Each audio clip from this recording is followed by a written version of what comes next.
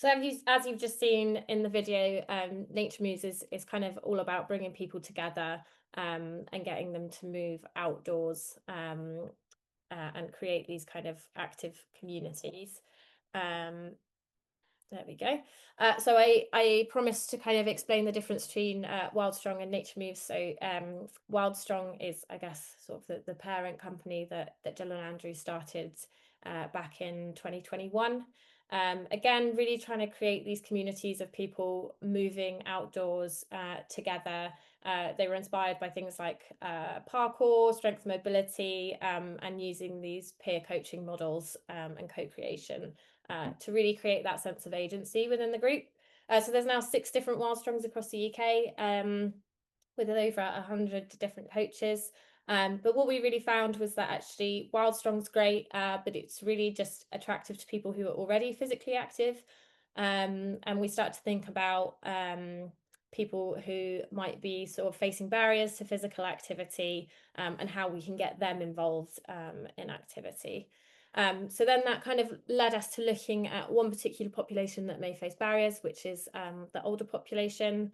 Andrew's raised his hand. Sorry to interrupt. Just remember, I forgot to say, if you have any questions as Amelia is going, just go ahead and put them right in the chat, and I'll make note of them for the Q&A afterwards. And just checking, I can't see the presentation. If everyone else can see the presentation, can you just raise your hand to make sure you're looking at the slides? Okay, cool. So it's just me. All right, don't worry about that. I'll lower my hand and continue on. Okay, perfect. Hopefully everyone else can see that. So yeah, physical inactivity is one of the strongest predictors of physical disability in older adults, and it's kind of a catch-22 because I think, you know, for a lot of older adults, they feel like physical activity is no longer really a space for them, or they've been told that it's not something that they should be doing anymore. Loneliness is also another significant problem that people face. So, you know, this idea of creating these communities was obviously really important for us. And similarly, when people are sort of feeling like physical activity is not a space for them, they also feel like the outdoors is not a space for them. So really trying to encourage people to not only just move more, but also move more outdoors. And similarly, traditional fitness programs like going into a gym can be really intimidating and actually may not be the best fit for older populations. Okay, so how do we reach these people that kind of need it the most? So we created Nature Moves. That's how we were born. So Nature Moves is a ready-to-use training package for existing community groups that enables older adults to move with confidence, play, and purpose while connecting with each other and with nature. I promise that'll be the last time that I actually just read off the slides. So we're really trying to kind of use, as I said, physical activity as a hook to make these communities and really encourage people to spend more time outdoors, whatever that outdoor space might look like. Our group in Berkhamsted delivers in a graveyard, which is a little morbid, but it works. So really whatever local green space people have, actually not only the individual health benefits that brings of being outdoors in that, but also kind of this environmental sustainability side of things, because the more that people engage with their local green spaces, the more that they're going to want to protect it. And as I said, you know, we really try to move away from this idea of it being a fitness class. I think that can be quite intimidating for people. So this is very much social, task-based, playful movement that is designed to be inclusive and designed so that anyone can join. So we did not just pluck this out of thin air. We did create Nature Moves by looking at different theories of well-being and behaviour change. So we wanted to look at how you kind of create flourishing communities, and this was a big part of what Wild Strong's about as well. So we looked in particular at Dr. Seligman's PERMA model. So the idea that in order for people to flourish, you need positive emotion. So, you know, whether what they're doing is bringing them joy, that kind of thing, engagement in what they're doing, positive relationships around them, and finding meaning and a sense of achievement in what they're doing. So similarly, you know, as well as trying to kind of create these flourishing communities, we also need to look at some of the barriers that people might be facing. So this is where we looked at the COM-B behaviour change model. So looking at the role of capability, opportunity, and motivation in achieving a target behavior. In this case, the target behavior being just more movement. So whether people have the capability, the opportunity to move more, so whether they have groups and spaces that allow them to do that, as well as having the motivation to actually want to do that. We also looked at movement theory and leading papers on movement for older adults. So a big buzzword that comes out of this a lot is frailty. It's not a word that I particularly like using, but it's a word that is kind of predominant in the literature. So we looked at Freud's frailty phenotype, which is hard to say fast. And we're looking at kind of working with these robust groups and pre-frail groups. So sort of looking at the prehab side of things and preventative measures to sort of keep people active and mobile into their later years. So with that being said, obviously a big part of sort of frailty and a big problem that older populations face are falls. So we looked at evidence-based movements that will make us more resilient to falls. You'll hear a lot in the rhetoric kind of about falls. It's falls prevention. We like to use resilience because falls are going to happen. It's just about how we kind of bounce back from them and how we deal with them as and when they occur. So some of these movements that we kind of try to program into our sessions are taking big steps and clearing objects, being able to react quickly to your environment, sort of the visual tracking of things, so anticipating next steps, and things like stronger lower leg and foot muscles. So with that being said, what does a class or a session look like? So we always start with a question of the day.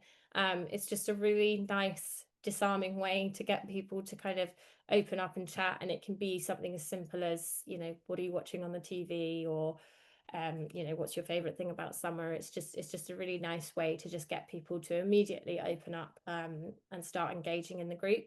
Then we always explain why we're doing a particular session. So for example, we run a session that's kind of programmed around getting down to the ground and back up again safely. So really explaining why that is something useful, especially for that age group. And it just helps to contextualize and kind of give people a sense of purpose, and they don't just feel like they're doing random stuff on the ground.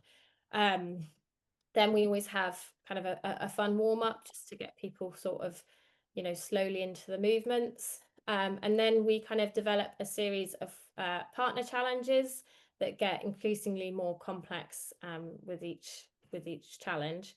And we always use peer coaching in that. So it's really encouraging people. We will present a movement challenge. As I said, that might be getting down to the ground, and actually encouraging people to come up with their own solutions. So we're really looking for people to kind of elicit the movements from each other rather than telling them specifically how to do a movement.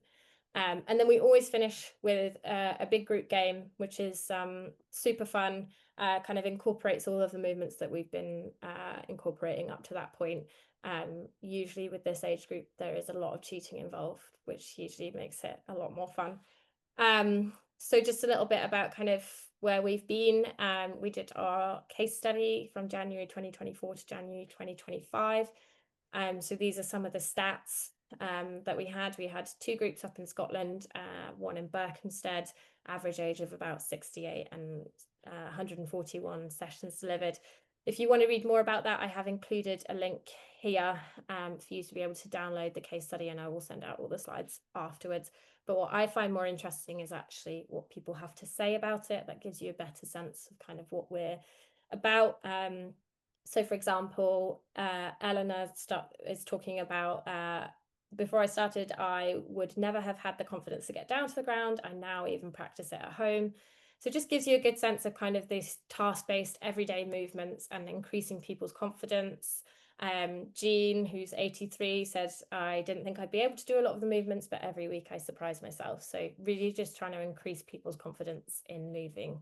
So what did we learn from the case studies? I'll fly through this. So peer learning and task-based movements creates inclusivity. So again, this idea of really, if people have skin in the game, if people are involved in the sessions and we have those peer coaching elements, then it's really going to encourage more people to kind of get involved in the session and create that sense of community. Then the importance of strengthening partnerships with GPs and PCNs, so primary care networks, because they've just been great advocates for us in different locations, but it's also, you know, a good place to kind of create those networks and tap into who might benefit from our sessions. Number 3 is kind of adapting language for local engagement. So actually, for example, we found that the word play doesn't necessarily resonate with older adults, and not to generalize, but generally older men. You know, the second you say play and games, they're kind of out. So really kind of adapting the language based on the community that you're working with is incredibly important. Of course, you know, we did the case study, but we'd really like to use more sort of external tools to measure our impact further, and we're looking at developing that with various different research studies. And then 5, sort of the importance of collaborating with existing organisations for sustainability and longevity. So we're looking to work with sort of existing community groups like walking groups or gardening groups, rather than kind of parachuting in and wanting to start something completely afresh. So how do you bring Nature Moves to your community, and what does it look like? So we have our 2-day in-person facilitators training. So we'll train up our Nature Moves facilitators for them to be able to lead the sessions, which is Active IQ accredited. And then we don't just sort of run away. We then kind of are there on hand to support with a session planning toolkit, which is a list of 8 different sessions that you can use. And then we also have an online community for people to be able to chat with other facilitators across the country. Very briefly, this is what the training course looks like. So day 1 is a little bit more about kind of the theory of everyday movement and movements for life. Day 2 is actually getting people to start running some of the sessions, and then we will have a live workshop where they actually deliver a session within their community, and then we'll provide feedback and sort of see where we go from there. So the interesting bit or the boring bit, depending on how you're inclined, the cost of the facilitators training. So it's £900 per facilitator, and we are very happy to help, especially individual community groups with applying for funding and that kind of thing. So yeah, what's next for bringing it to Surrey? What we'd really like from especially sort of local authorities is actually to reach out to your network and see, you know, community groups that might be interested in this, or even individuals who you think might be interested in doing the training. As I said, we will assist those community groups in applying for funding to cover the training, and really kind of shape a Nature Moves group that fits your people and your place. So if you're interested, either complete the expression of interest form, or you can send me an email, which will be on the end slide. But equally, if you have more questions, there's a little FAQ link there. So yeah, my email is there. I think that is everything from me. So yeah, any questions, pop them in the chat, and then we'll have a look at them at the end, and I will hand over to Rick. Okay. We'll just do all the questions at the end. Yeah, sure. Okay, cool. All right. Off to Rick. Cool. Right, guys, let me just give me 2 seconds. I will just share my screen. Please give me a shout if any of this, if you cannot in a second see this. Hopefully you can. Just going to go full screen. Cool. Okay. So yeah. So as I said before, guys, I'm Rick. I'm the CEO of ParkPlay, and this is our mission. So our mission is to build happier, healthier communities nationwide through the life-changing power of play. I'm going to show you a video in a second, but just to give you a quick overview of what we're about. So what we do is we try and empower and support communities to create their own event. So ParkPlay is basically is a free weekly social event of games and activities in a local park or other open space, where people are welcome. People of all ages and backgrounds are welcomed to be more active and have fun. And by doing that, we're bringing communities together to tackle the challenges of physical and mental health, and particularly in the areas of greatest need and health inequality. And we work very closely. Obviously, Sarah's already mentioned we work with local partners and community groups to set park players up and then to give them everything that they need to run their own brilliant, safe and welcoming event. And there are two already, as Sarah mentioned, there are two already in Surrey, in Redhill and in Hurst Green. And we'd love to be starting more in other parts of the county and in other parts of the country as well. I'm going to hopefully this will work. I'm going to show you our short video, which lasts about 2 minutes. Fingers crossed. Amelia, give me a wave if this doesn't work. Hopefully within a couple of seconds it will be on the screen.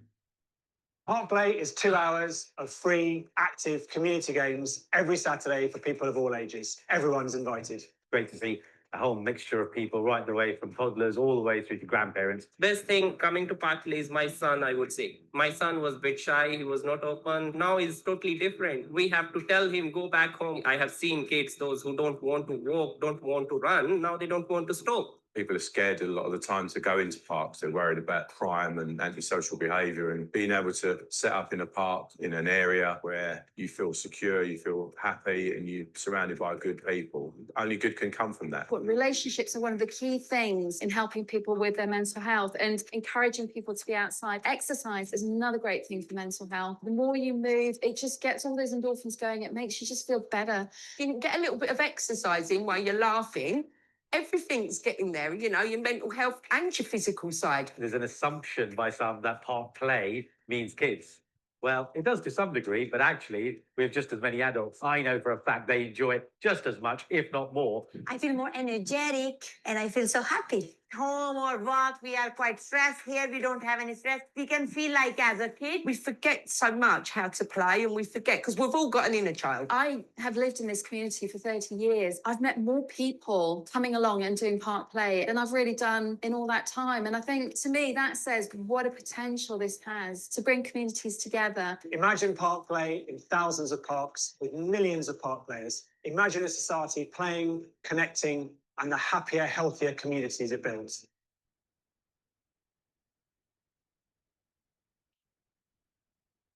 Cool. So, guys, hopefully that gave everyone a bit of a sense of what Park Play is about, which is primarily about communities coming together and having fun, being more active outdoors.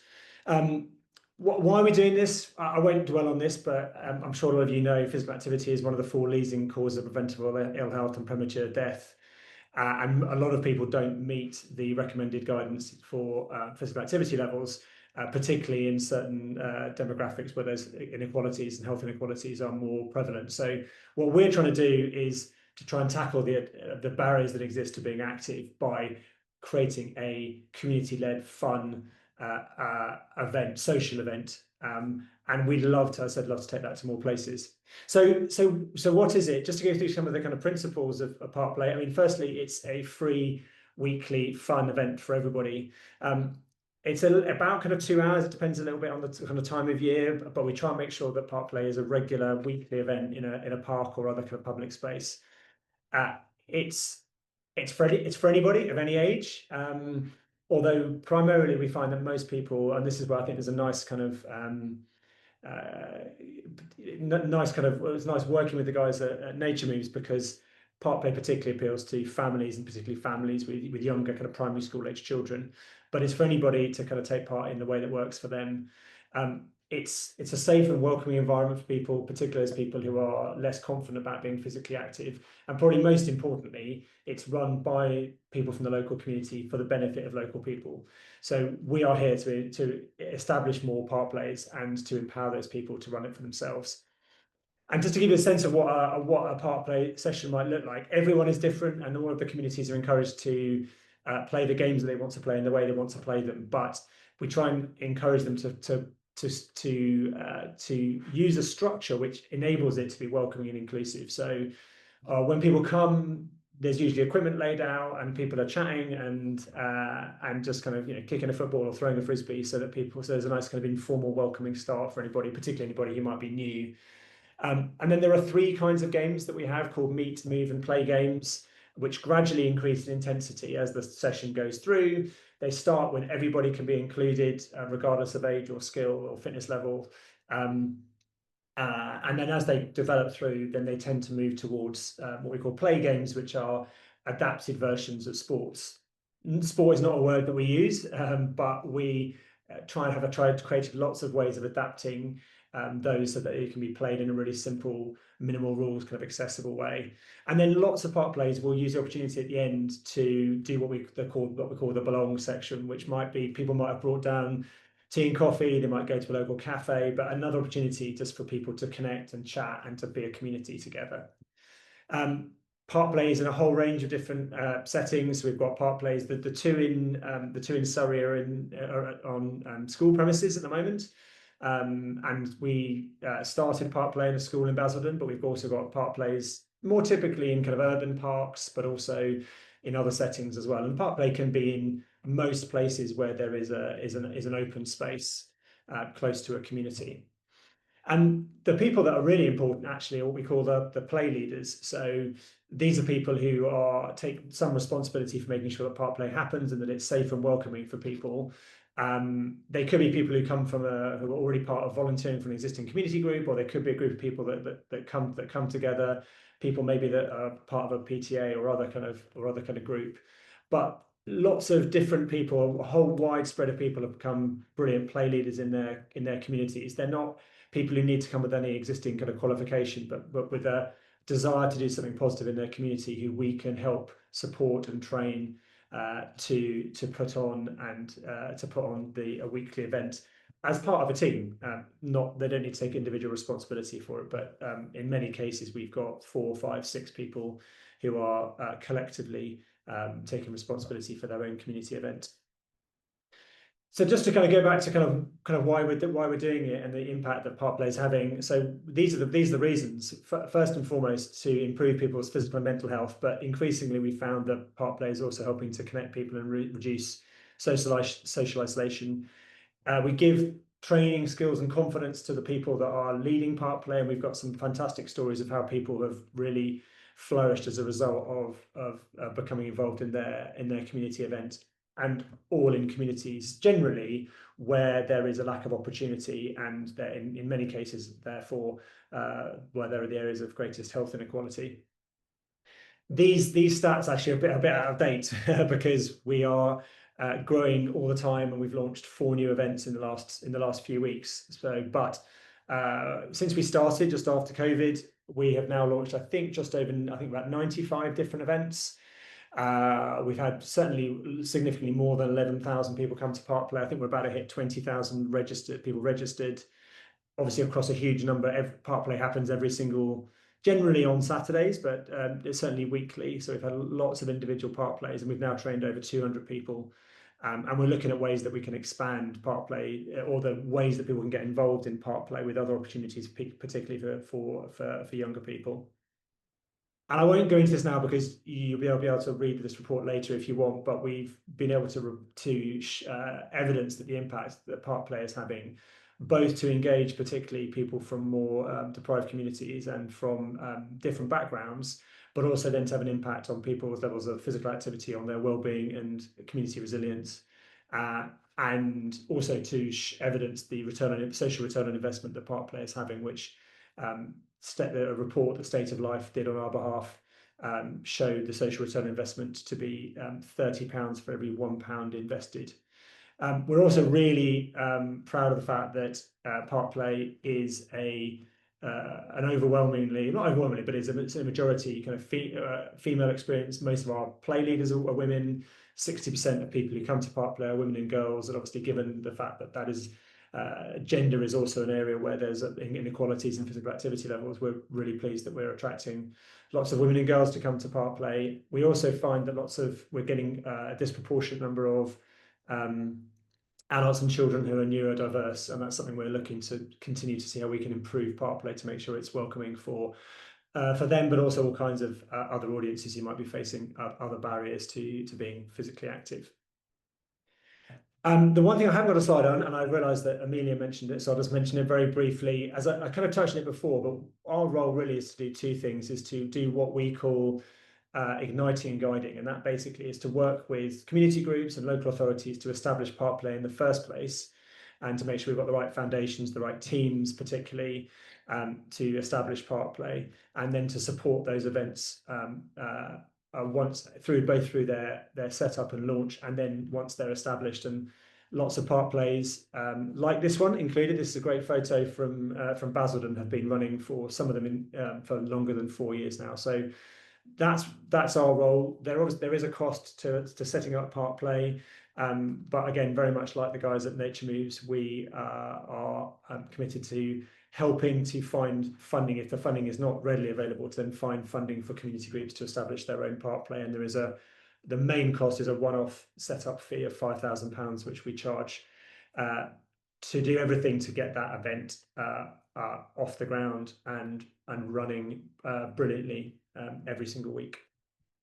And I will leave it there. And I'm sure when Amelia sends around these details, obviously you'll have our contact details. There's more information on the website, and there's various other documents linked through from this presentation as well.